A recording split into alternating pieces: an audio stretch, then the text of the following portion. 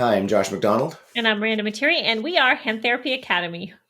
We're going to talk today a little bit about adaptive equipment, maybe what some of our favorite pieces are of adaptive equipment, maybe some new things, some things that are standards. So, Miranda, what would you say if just at first glance, what's your favorite piece of adaptive equipment?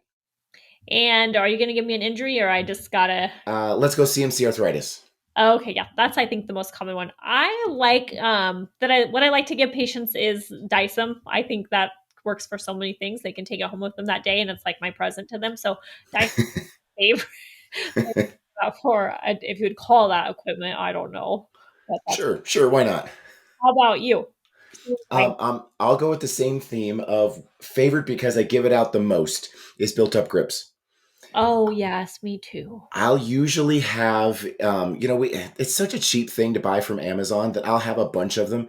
And if I show the patient and then keep it, then they don't get to play with it and try it. So I'll shove it on a pen, like dollar store pens that come 50 in a pack or whatever. And I'll send them home with a pen with the little tan built up grip on it. And I'll show them built up grips wrapped around other things and have them try something. Write your name with this. And sometimes it's this just big aha thing like, oh, it doesn't hurt. My handwriting's better again. And so it's this big like impact moment for them. And I like seeing that and it's one I give out to a ton of different diagnoses too. It's an easy one to just grab out of the drawer and give them a little 4-inch piece. Yeah, same here. I love giving that out. I don't know why I didn't pick that one. So, what's something that's maybe a little bit out of the ordinary that you do? Ooh, out of the ordinary.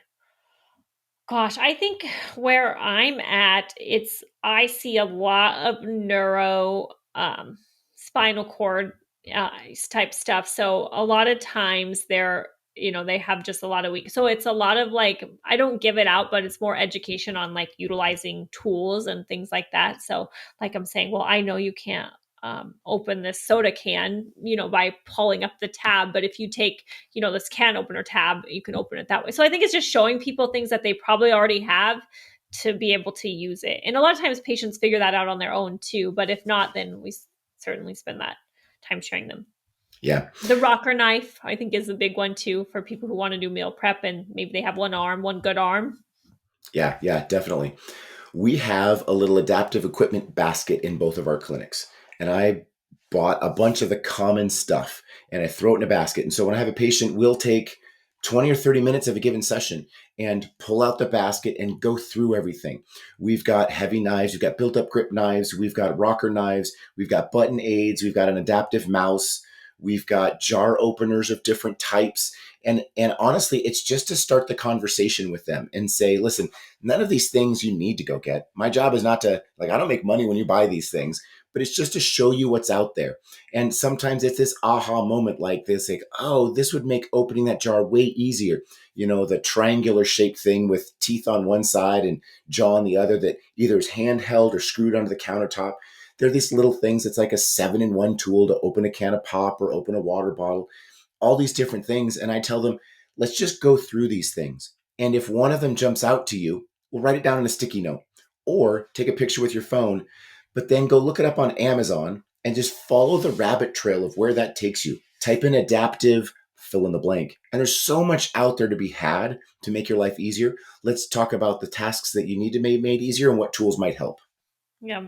I think one I forgot to or wasn't thinking about till you said something is the making clippers adaptable. So a lot of times when you just have limitations, you can't like operate fingernail clippers, right? But if you just take Yes. thermoplastic and put it on the bottom base, that stabilizes it enough so they can just push down. And that's something that's so easy for us to do. So I'll be like, oh, just bring in your clippers and I'll show you. And if they don't like it, you can take off the thermoplastic. It's not that hard. But I think sometimes those little things are showing your patient that you're invested in their care and also it makes them independent. Yeah, no, I agree. And it's so much easier to modify that than to go buy um, adaptive nail clippers, sometimes adapted scissors, sometimes we can just with thermoplast modify a tool that they already have or throw in a built up grip on there and save them having to go buy something unique and special. I've got scrap material. That's kind of what I've got it for. Yeah. I think it just depends too. You might have someone that's going to get better, so they won't need those adaptations. But if you have someone with an amputation, then they may always need it, right? So I think it depends on the case by case basis and the patient's demands. Yeah. So let's branch a little bit off of that and talk about the therapy equipment that you most often will ask patients to get for themselves or that they get themselves on their own.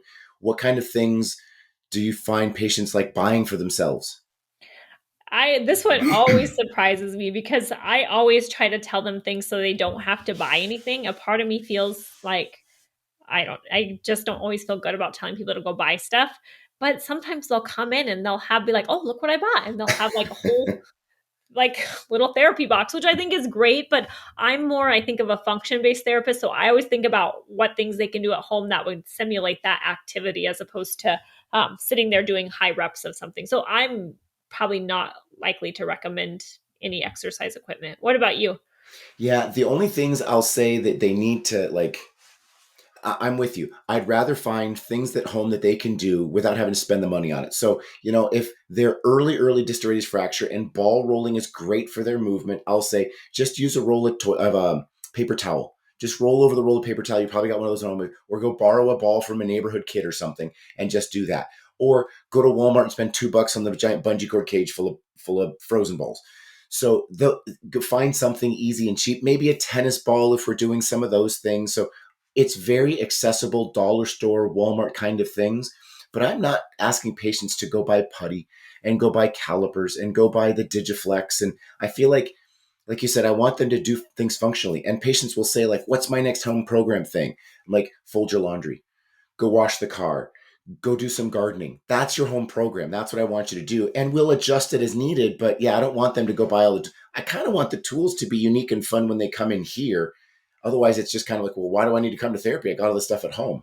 Yeah, I think that's a big one. What do you do for proprioceptive equipment at home? Like when you have someone that needs to work on proprioception, what's your go-to? So I think If that's a it little bit trickier. it is for sure. And if it's static, like pressing into a power wheel, that kind of thing, I'll talk about pressing into your mattress or your couch cushions or a pillow or something like that. We're still trying to hold that static load while there's some dynamic pillow loading there.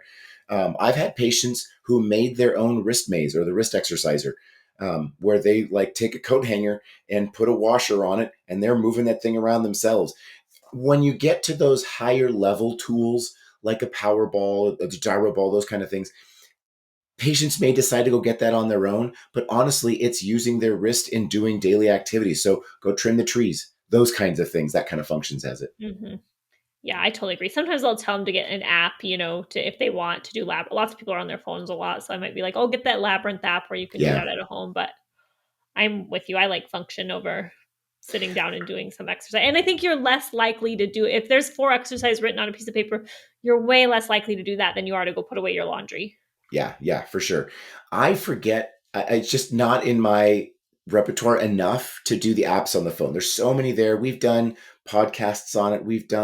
And I just forget to use those, that Labyrinth app is there. And um, what's the graded motor imagery laterality one?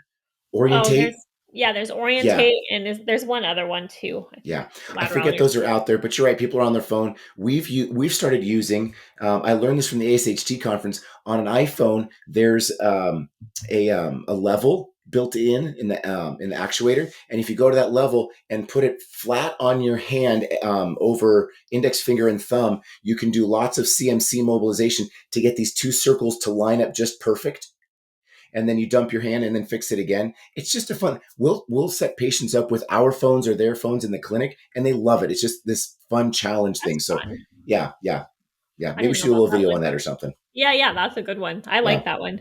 It makes it different. So And we try to make therapy fun and different, because so many times patients will say like, therapy was just going to be like five things over and over and over again. And I try hard to make it so that I don't get bored and so that they're having fun. And I want patients to say like, every time I come in, there's something different I'm doing, just so that it's stimulating them intellectually as well as physically. yeah, and then you're advancing them, right? You're not doing the same thing each Yeah. time. I think you're really good at that. So props to that. I think that comes from my pediatric days. Like we Yeah, had I to think constantly so. be coming up with new activities. So I don't ever want to get bored. Yeah, that's Yeah. good. Yeah. All right, so share with us in the comments below some of your favorite adaptive equipment, maybe some of your go-tos for what you like to give out to patients, what patients go buy on their own, that kind of thing. If you have any questions, you can reach out to us via email, info@handtherapyacademy.com, or on social media, Hand Therapy Academy.